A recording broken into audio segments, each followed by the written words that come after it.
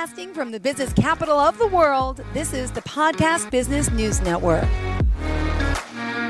Expanding Heart Tarot, and we are back here talking to Kaye Ashbridge, who owns the company, and she is our empath, our psychic, our intuitive. She offers more than just tarot readings, but she also does astrology, uses oracle cards as well, and really can help you in person, online. She's even teaching this. I mean, there's a lot that she has to work with you one-on-one or in groups, but we're excited to have her here as a self-developed psychic and mystic. Welcome back. How are you today? Hi, Jill. I'm doing great today. How are you? I'm doing fantastic. It's always a pleasure to see you and glad you're doing all right. It's been a week since we last spoke. Always an exciting show. For those who may not know who Kaye Ashbridge is, would you mind just telling us a little overview about yourself before we get started on today's topics? Thank you. Yes, I am a tarot intuitive. I've been reading tarot since my teens, and I do a lot of spiritual work, helping people kind of through their awakenings, helping people find their spark, helping people walk through the shadowy parts of themselves to bring forth the light. So I'm kind of a mystical worker.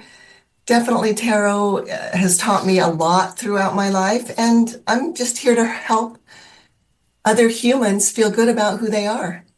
Beautiful. Well, we always love talking to you, and you describe yourself as a self-developed psychic mystic, but you've always had this skill, right? You've always had this gift in a sense. You said it's a lifetime of knowingness, and for me on the outside, not in your world, and I know a lot of my friends and family, they always want to know, well, how did you know? How did you know? And you just know, right?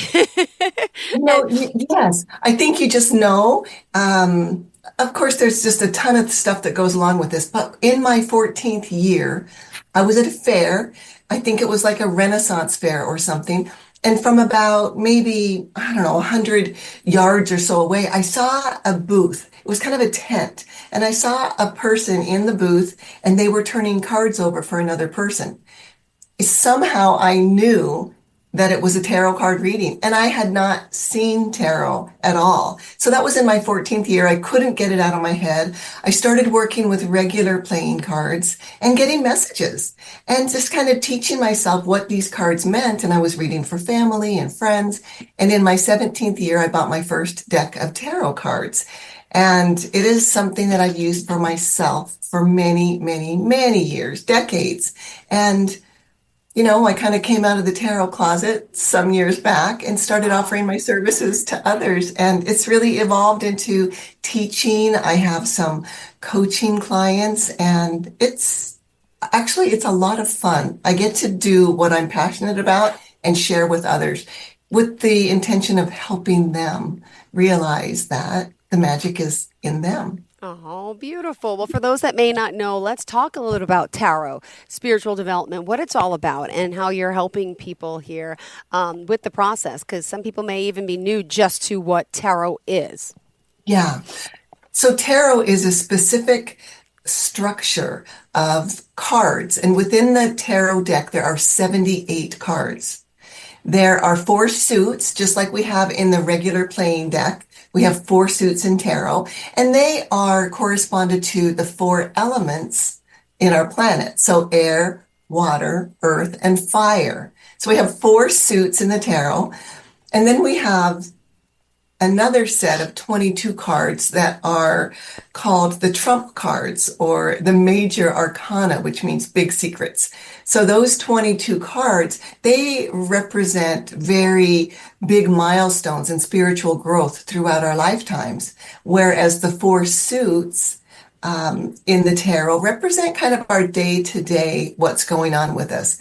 Now, within the tarot, we also have 16 court cards. So in a regular deck, you have the thinking gesture. Yeah. Well, there's that. Court. Okay.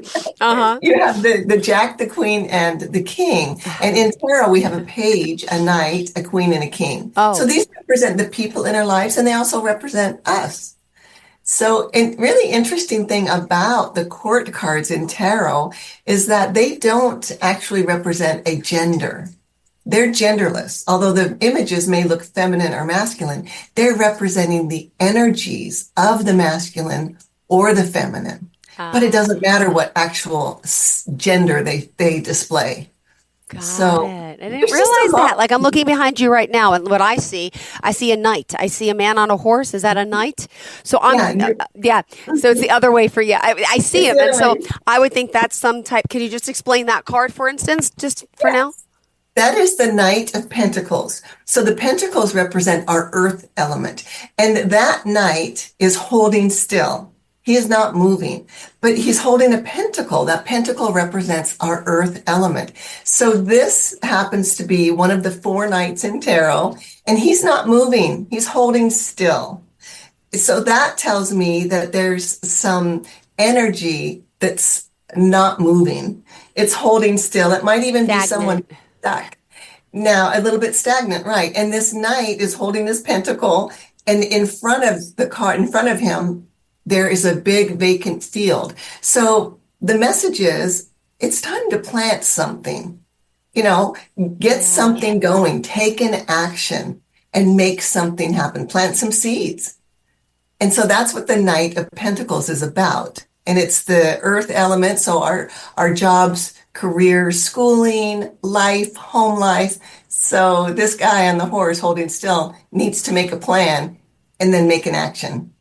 Got it. Thank you for teaching Yeah. us a little bit about that. And you mentioned, though, tarot goes along with spiritual development too, right? So if we can explore deeper, into that as well for today, I'd appreciate it. And we're going to open up the phone lines in about 15 minutes at 631-307-4010, 631-307-4010.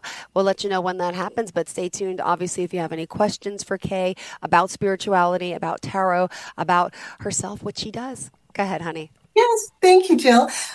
So as far as how can tarot help us in our spirituality, tarot is a system of symbols. And these symbols, we know factually that we can date the oldest in existence tarot deck to the mid 1400s. But history shows us, gives us lots of clues that tarot is much, much older than that. And it can be seen as a method of divination, which is to interpret divinity or connect with divinity.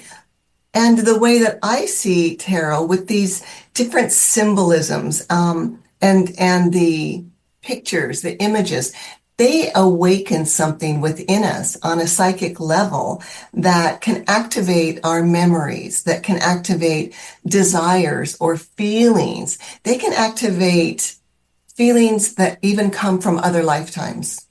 So tarot can be very, very deep. I use it in my daily practice. I read for myself. I can identify when things are coming up for me. I can also track by pulling one card a day where my energy is moving, what's coming in, what's leaving. And when I help others through tarot, there's always those kind of scary cards that come up. But the scary cards that might lead us to the shadows, the shadow parts of ourselves, they can feel scary, but every part of us is important. So a shadowy part of ourselves is just literally something that we deny and we don't want to look at. But it's finding our shadow, shining the light in it that helps bring us into more completeness and more fulfillment of ourselves. Because, we live in duality. Not every one of us is going to be perfect and positive all the time. It's almost not possible. So when we embrace the parts of us that have the negativity or that tend to see things in the challenge over the benefits, we need to work with that. And we have many ways where we can bring our mindset together. I think in spirituality, it's such a big topic. But when we are talking about our physical being, our physical bodies, and our spirituality, our physical body, these are the mechanisms of our intuition. So spirit comes through to speak to us divinity to divinity, and our soul rises to meet it. And then we express our uniqueness out into the world. So when I get kind of deep into this, we're literally source as intelligence expressing itself through our experiences. Wow. And there are ways that we can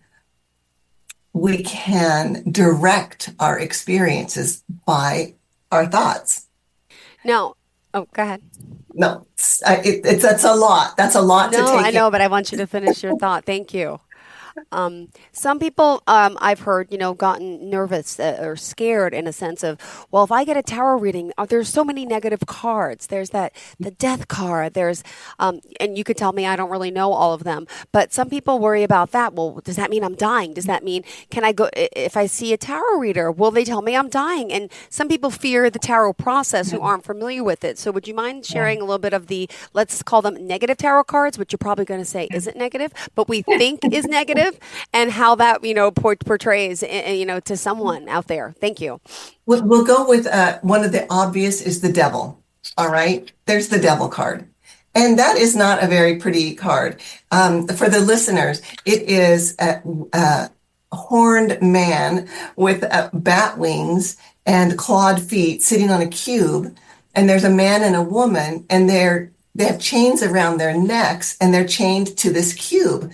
Well, the devil card represents illusion. The devil card actually represents that we have chained ourselves or attached ourselves to something that is not in fact real. So when you look at the card, and I would urge our listeners to, if you have a tarot deck, have a look at that devil card and look right at it. So the individuals that are chained to the cube, those chains around their necks, they could take them off and throw them away and walk away. But they remain chained. So this is really a psychological card that tells us that someone is trapped in maybe somewhat of a negative feedback loop or a very negative belief about themselves. And they are attached and they're having a hard time seeing themselves in a better light, or they're having a hard time releasing themselves from something that's very toxic. Could be a relationship, could be a bad habit, could be something self-destructive. But the devil card is there to show us that there is an illusion that we're entertaining, and somewhere in our psyche, we believe it's real. Yet we could throw the chains off and walk away. So that's the devil card. The devil card tells me for someone to be cautious of some of their thoughts, to pay attention to maybe the bad habits, destructive traits that they might have. So based on other cards that come around this card, they can give us clues onto how to start to unravel the devil energy.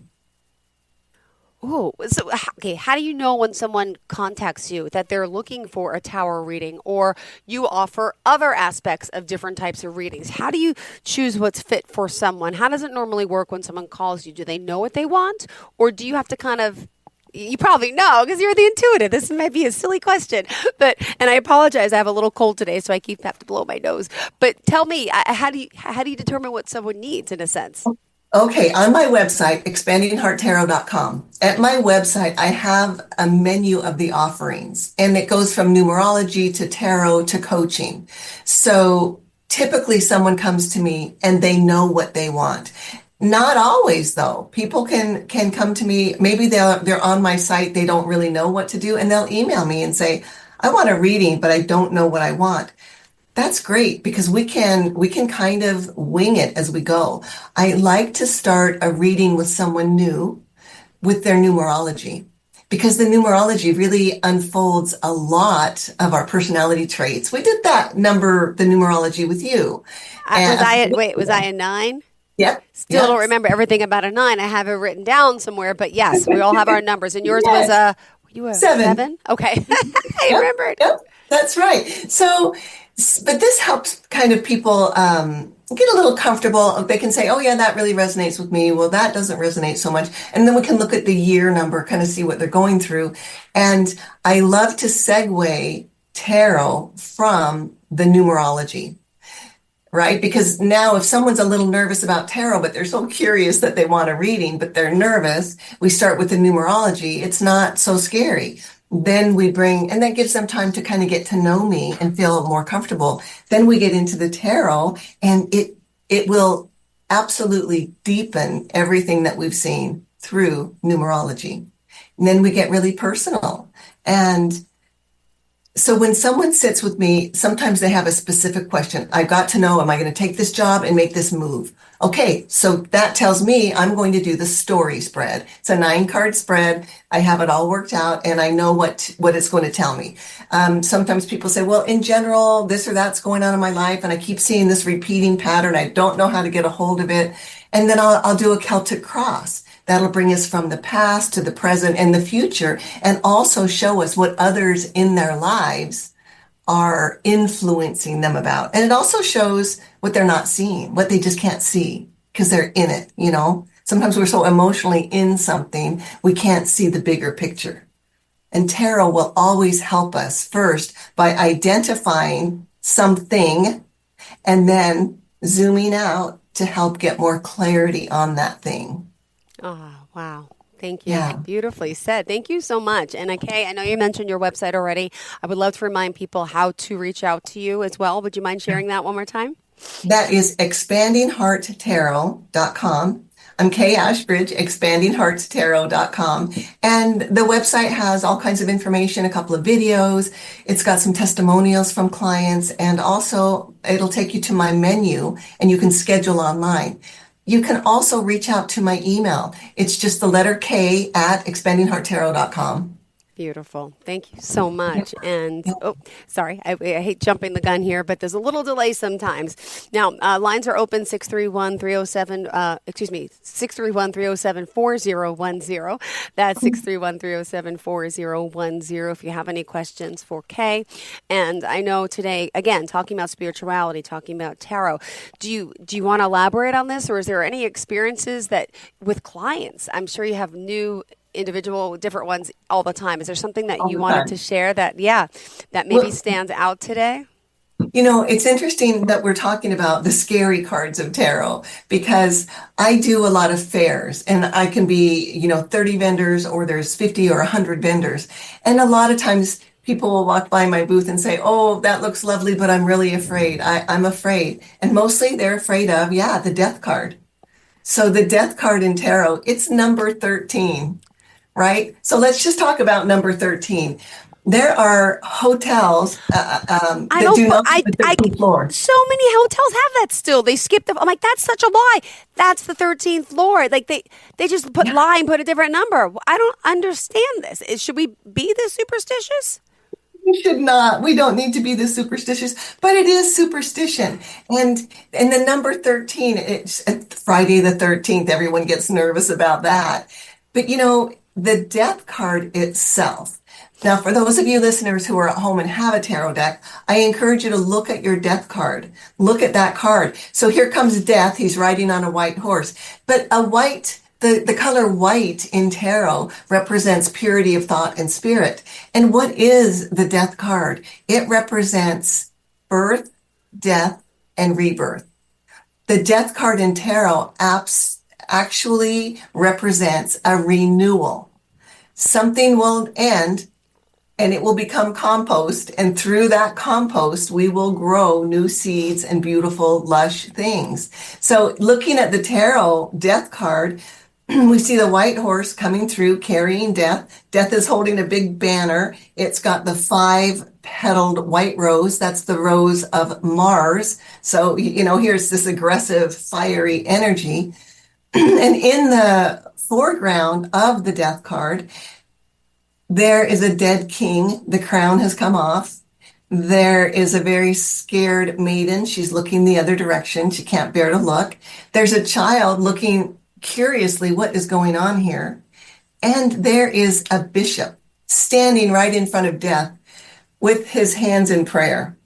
Okay, so And then in the background, there are two pillars, and the sun is rising in the middle. So the death card actually represents an end of a cycle. Something is ending. It can be something that we know that we need to eliminate from our lives because it's no longer serving us. It can be a relationship that just has got to end because it is toxic or not good for us. In my experience, the death card has never come up for an actual death. It comes up for a renewal of energy, a whole different cycle. A death card often comes up when someone's ready to retire because they are putting to rest a whole era of their life. And it is ending. And now the sun is coming up. There's new opportunity. It's moving out the old so that the new can come in. So the death card, although it looks scary, it can mean the ending to something. Maybe you've been in a particular job and things changed and you used to love it. Now you kind of hate it and you go and you just don't like it. And the death card comes up and you're asking questions about your career. It could mean that things are going to change very soon and it's going to bring new growth and new positivity. So the death card tells us either something needs to end for your own good, you need to end it, or there's a new beginning coming. So we humans, we like to be holding on to the old before we move on to the new. Like we can know that we need to do something for a very long time, but we hold on to it because it's familiar and we're afraid of what happens if we let go. So the death card tells us it's time to let go. You gotta let go so that you can bring something new in. Just the way the world works.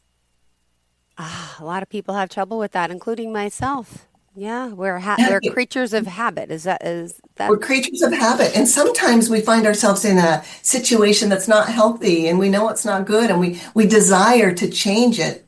And day after day and month after month and year after year, there we are. We see it a lot. We can each imagine someone in our lives who everybody can see it but them. They need to leave the situation. So that's when the death card comes up. There's another really scary looking card that people get nervous about, and it's the Tower. And I think we had a caller a few weeks ago, and she was in a Tower year. We did the numerology, and that means time to change something. And if you are not going to change it yourself, well, the universe is going to come in and just pull the rug out from under you. And that caller admitted to us that she is self-destructive and that she's self-sabotaging and that she knows that she needs to change her behavior. So I think we were able to help her a little bit to see it like that. But yeah, there's some scary cards in the tarot. The Three of Hearts, three swords piercing through a heart. Oh, that one's right there. I'm looking at that over your shoulder. It's over your right shoulder. I could see it. Yeah. What's that one? Right there. That is the Three of Swords. And so it represents a heartbreak. It represents that someone was hurt very badly. And it also can represent deep healing. Now, when we look at the progression of numerology, the Three of Swords goes into the Four of Swords, and the Four of Swords is rest after heavy mental lifting. And it's rest for self-care and self-love. And there's some blessings going on in the Four of Swords. So in that Three of Swords, we all have those days where our hearts feel broken. And how do we forgive? How do we heal? The message could be, it's time to get over this. And you need to do that by forgiving someone, maybe forgiving yourself about something. Y'all obviously could use some forgiveness. 631-307-4010. If you have any questions, maybe she could pull a card. Whatever you want to ask, she's here. Well, also, how does it work on a different day? Because every day you're going to pick a new card. But there's still so much about someone that it's going to come out. But do you see like the look on their face if you're on a Zoom? Because you do a lot of these virtual, right? Yes, I do. I mean, you pick the card, you watch their face, and you could tell that they're like, oh my gosh, she knows, or this sounds right. I mean, it's always great confirmation that, and you're always spot on. I mean, Is there days you're not spot on and someone says, that's not true. I don't have 3 hours in my heart. I'm not feeling. But then they think about it later and they call you and say, oh, yeah, that meant that. There was this one thing. Well, typically people are very open when they sit with me for a reading because they have intentionally made an appointment. They may have already paid me unless I'm seeing them in person and they're going to pay me in person. So they're already committed. They already have an interest. And even if they sit down with me and they say, well, I don't really have any questions. Oh, there's something brewing in there. Yeah. They just may not want to talk about it, or they may not want to be the one to bring it up, or they may simply want to sit there and they're telling themselves, let's see if she really is good. And that's okay. People test me all the time. That's okay. So I had a woman yesterday I was reading for, and she started to cry. And she said, oh, I'm so sorry. I'm so sorry. Well, I whipped out my Kleenexes. Don't apologize. This is your time. If you feel like crying, this is the place to cry, right? And she asked me, she said, Wow. do very many people cry? And I told her, oh, grown men cry. When you start talking about someone's psyche and the feelings they have been harboring or carrying around that they are not talking about, and you bring them out in a loving, compassionate way, because I only see their light. I only see their light. And I can share with them what I'm seeing and where it feels like it's coming from. And then it gets very emotional because it could be something that they've been carrying around for years and decades. It can be that broken heart that they never healed, that they've been ignoring because it's too painful to look at. You know, some people walk around through their whole lives broken because they're too afraid to look at what hurt them so that they can go through the grieving process. Because without the grieving process, how do we come to forgiveness? Right? Yeah. Wow. There's so much to this. So And we there's a also, lot. And this is why counseling always comes in with a tarot session. Not so much, I wouldn't say always, but very often. Very often. wow. All right. We still got 2 more minutes left on the clock. Lines are open, Okay. 631-307-4010. If anyone has any questions. In the meantime, how do you want to kind of sum up for today's show? What would you like your listeners to also know? Well, you know what I would love to say to the listeners? Look, we live in a planet, in a world of duality. That is our divine feminine and our sacred masculine. And we have two hemispheres in our brains. And we have two sides of every story, right? There's so much duality. So I would encourage everyone to, the parts and pieces of yourself that you really don't like and that you hide from, stop hiding from them. Bring them out into the light and love them. A lot of times it's our inner child that hasn't been hugged or loved, that didn't have a best friend growing up, that didn't have the parent that put their arm around them and said, you're okay just the way Yeah. you are. Sometimes we have to do that for ourselves. So I would encourage everyone, love yourself. Just love yourself. Let's all love ourselves so that we can love each other and then we can love the world into peace. Beautifully said. Thank you so much. We Yeah. appreciate your time here, Kay. Tell us how we can reach you one more time. Reach me through my website, expandinghearttarot.com. You can send me an email at the letter K at expandinghearttarot.com. And well, I just send you lots of love and I thank you so much for the opportunity to be here. And I hope that we've touched someone and helped their day be better. I'm sure you have. Always mine. And by the way, Kay, if you're Googling her, she's Kaye Ashbridge, just to let you know on that, right? Some people spell their name different, but it's always a pleasure seeing you. Thank you so much for your time and looking forward to our next conversation. And just curious, I'm looking over your left shoulder. There's a guy there pushing. Are those swords? He's next to the knight. Is he pushing? No. Oh, Other you side. mean Next to the knight. There, yeah. I know it's confusing. What is that one doing? That's the Ten of Wands. So this guy is carrying a big load of burdens. He is carrying responsibility and burdens and obligations. They could be self-appointed, they could be for others, and he's exhausted. And it's the number 10. So he's coming to the end of a cycle. And if you can see in the image, he is just about to make it home. And when he gets Aw. home, he's going to lay those burdens down. So that is a beautiful card to come up. People will see that and think, oh no, more work. hey, it's to lighten your load. It's about lightening your load. Got it. Yeah. All right. Thank you so much. Have a fantastic day, My Kaye. We'll talk pleasure. soon. Bye-bye. Love to you. Bye-bye.